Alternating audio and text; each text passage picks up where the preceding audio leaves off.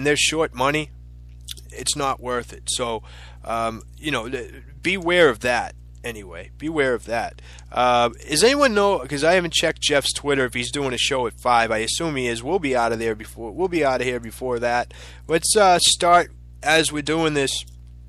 Let's talk about some of these.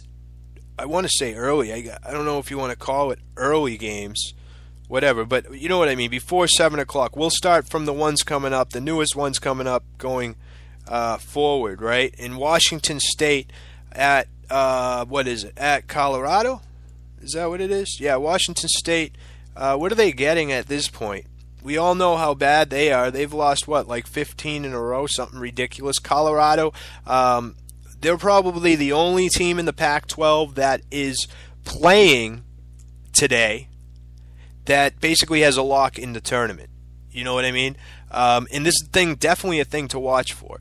The main thing you got to figure out, if a team's in the tournament already, they know they're in the tournament, and they can't improve their seed really, like a team like Colorado. I mean, even if they win the Pac-12, what are they going to go from? Say they're a 7 seed now, maybe a 6 or a 5? Like, how much is it really going to affect them? As much as they want to win the tournament, that extra little oomph really isn't there. You know what I mean? So beware of that. And they're the only NCAA-bound, tournament team in the Pac-12 that plays today, like I said. So it could be a little letdown spot. I know they're playing an awful team that clients we've bet against a million times in Washington State. But they did take them to overtime in their last meeting. They did lose, still covering, 88-81. They lost by only 5 points in their other meeting. So, maybe if you're teasing it, which way would I go with it? At 9.5, would I bring it down to 4.5? Would I go up with it? I'm not sure, but I don't know about laying 9.5 with Colorado. Like I said, I don't want to hear it from people when I say they don't have much to play for, and people come in and chime in and say they want to win a conference tournament. Yeah, whatever. All right, realistically, I don't know if they're going to get it done. So, they don't have much to play for. They're probably pretty much locked in as a 7 seed. I'm not exactly sure where Lenardi has them as. You don't think they play loose and free? That's a good question, Buzz. As far as loose and free, sure. They could, or they could come out carefree. And carefree and loose and free in my eyes are two different things. And Washington State could get going on them. And if it's a close game, I don't know if they're going to be able to flip the switch and get serious. But, I could be wrong. I'm just saying that's a spot that you have to watch out for, is what I'm saying. So be careful with that one. What are some other ones coming up here? I thought there was some 6:30 ones. St. Louis, George Mason. George Mason -4 in this one. I don't know what to say about this one. Hold on, I want to see something here. George Mason. UTEP. Who are they playing against? Charlotte. I don't think this is the one I wanted to talk about. St. Louis. Not a big fan. Not a big fan of this game, to be honest with you. Two teams that aren't very good in the first place, and I'm done betting those ones. In those cases, take the points.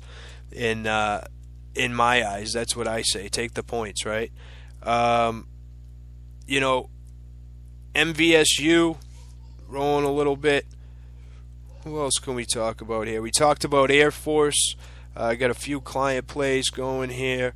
Let's see. Utah State already underway. That one's going.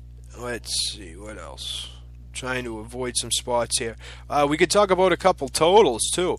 Actually, let's stick in that Colorado game, right? As much as people hate Andrew Lang, right?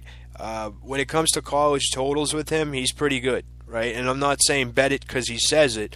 I'm saying, if he has a write-up about it, which he has one on ESPN with Tully today for these tournaments, and they actually both like LSU as far as a future. They like that one, which I'm not crazy with. But as far as a total, I was reading something he said.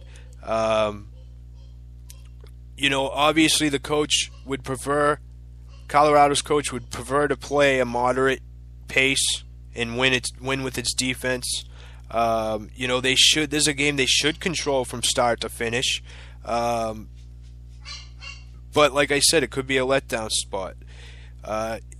You could tell me Washington State, their coach is trying to slow down the pace of his team games late in the season.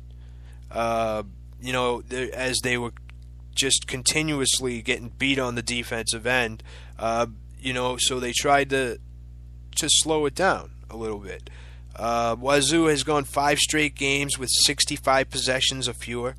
A number of those were blowout variety, which generally leads to fewer fouls and late and longer possessions by the winning team at the end, right? So you're not getting the garbage at the end. If this does turn out to be a blowout, and this first half is a defensive battle, the under at 140 is good. I know it's probably dropping, but Colorado and Washington State are also the 2 worst teams in the league offensive efficiency. So if you're only getting 65 possessions and you're both at the bottom of the league in offensive efficiency, chances are there wouldn't be a lot of points. And to piggyback on that, that's to piggyback on what he's saying, and I totally agree. I know it's sort of counterintuitive there when I'm saying, like, as far as, maybe Washington State covering and keep it close, then you would say, okay, maybe it would go over. But in my eyes, either way, I think it stays under the posted total. It's a long way to go to get there, but that's where I'm at with that one.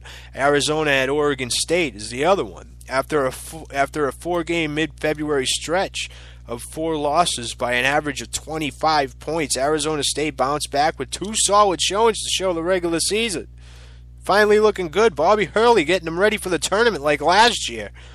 Right? The Sun Devils beat Stanford 74-64. We can all see how Stanford is. And lost but covered the 5-point spread 68-65 to a Cal team that just can't win on the road. So not too impressive if you ask me, but you can't ignore the entire body of work. But it's positive to finally see high-level effort from this squad, particularly on the defensive end. You look at Oregon State, is currently listed as the first 4 out. They got something to play for here, right? A win over ASU is mandatory. It ain't going to help them get in, but it's going to help them get out. Right? They lose this game, they're out. They win this game, they're still on the bubble. Let's face it, right? But the Beavers will likely need to bounce back, right? 3rd seed Cal in the quarterfinals as well to punch their ticket, man. I'm telling you, they're going to have to beat Cal, which might not be too hard considering it's not at Cal, right? Coach Tinkle's son Trey is out for the remainder of the season with a foot injury. That really puts the onus on Peyton Jr., who, even with Tinkle on the floor, has been asked to basically do everything, right? The kid Thompson stepped up now in Tinkle's place, had 39 points combined against UCLA and USC. Still, if the Beavers are going to win and cover, man, Peyton Jr. is going to need to have a big night. In the team's first meeting, the Sun Devils held them to 2 points. So they held him to 2 points as they cruised to an 86-68 victory, right? Tinkle has long been the coach who prefers a moderate pace and strong defense to get it done, which is a tricky philosophy to consistently carry out in the high-flying Pac-12. Here, the Beavers face an opponent that's nearly as explosive as the majority of the league. With a point spread suggesting a close game, we'll play the under, And to piggyback on that, I don't know, it's a little contrarian to me to say, play the under in a close game. But I get what he's saying there. I just don't know. Oregon State, you think between the two, you think they're the better defensive team. You look at the over-unders for the season with Oregon State, the over's 18-10, including a whole bunch in a row, except for the Washington State game. And that was only because Washington State only had 49. They got theirs. Oregon State got their half, right? Stanford, Colorado, right? But you look at the Arizona State, last time they played, 86-68. I do get, Arizona State shot 60% in that game, so I wouldn't expect that. I don't know if I like that under as much as the other one. What do you guys think? What do you guys think? What's everyone's favorite play tonight? Let's get a consensus play for the money tank tonight in these conference tournaments. Let's see if we can all get on the same page and pick one as a little free play. Is it 4:30 yet so I can give out my 2-unit play and talk about it a little bit? Illinois laying the points here. We played it last night at 8.5. It went all the way up to 10. We had Rutgers. We just hung around on the under. We didn't even play the side. But if you guys don't know, this Washington team is absolutely horrendous. Everybody's out. He suspended everyone. Their best guy is out. Their senior hurt his foot. He basically suspended all the guys in hopes of really, and Patino just hopes he can get these young kids a little experience here for next season. It's not a bad move.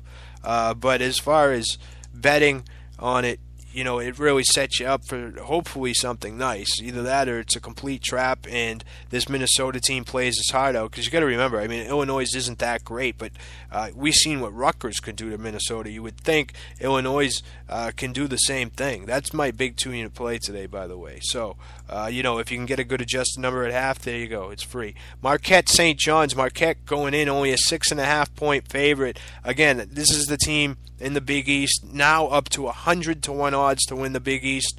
They get a sort of an easy draw, should say, in the first round here. You got to remember, last time they played, St. John's actually almost knocked them off. They've only beat them by 6 and by like 5 in each of the meetings. This is a tricky one. I'd be wary of this one. I would throw it in a tease and get Marquette at 1.5, but I think that game could be a little closer than others, and I think a lot of people agree considering the line's not moving too much. I would definitely be careful of that one. We talked about Utah State. What else do we have on the docket today? Auburn, Tennessee. Here's an Auburn team that I already said I'd put a tiny future on them just because, not to win, I don't think they're going to win, but to get a couple. Coach Pearl, he can coach this time of year. He gets his teams up. And just for that reason, as bad as it is, and I seen it earlier in this season, they didn't play bad in those non-conference games. They really didn't earlier in the year. For whatever reason, he knows how to get these guys up emotionally for these games. Tennessee better watch out. I think Auburn gets it done there. My Holy Cross team. Holy cow. Right, this will be the other client play I give out for free, and it's probably not a shock. They were 0.09% just to make it to the finals. That was their odds. We had them in the first round, cash them money line and against the spread. We had them in the second round, cash them money line and against the spread. Oh, P.S. They were double-digit dogs in this, and plus 400 or better in each one of these. 3 times. Let's go for 4 this time as they go to Lehigh. 9.5-point dogs, riding high. Playing very well, knocking off at Army. Get this, they were 0-9 on the road in conference. What have they done? They've gone on the road 3 times and won 3 straight games. Now they got a Lehigh team that they played pretty close, 64-58 in their earlier game. Earlier in the year, they got blown out at home against them. But most recently, they played pretty well. They actually covered that game. It was a 12-point spread in that one. Now you got it down 9.5. Book's giving them a little respect. Watch out for Holy Cross to punch their ticket tonight. Is there no SEC conference tourney? What? Is there no SEC conference tourney? Yeah, there is, Buzz. SEC's going on right now. The odds are absolutely horrendous for that one. We can go over that real quick for you. We're going to check out of here in about 5 minutes, but we'll go over that real quick.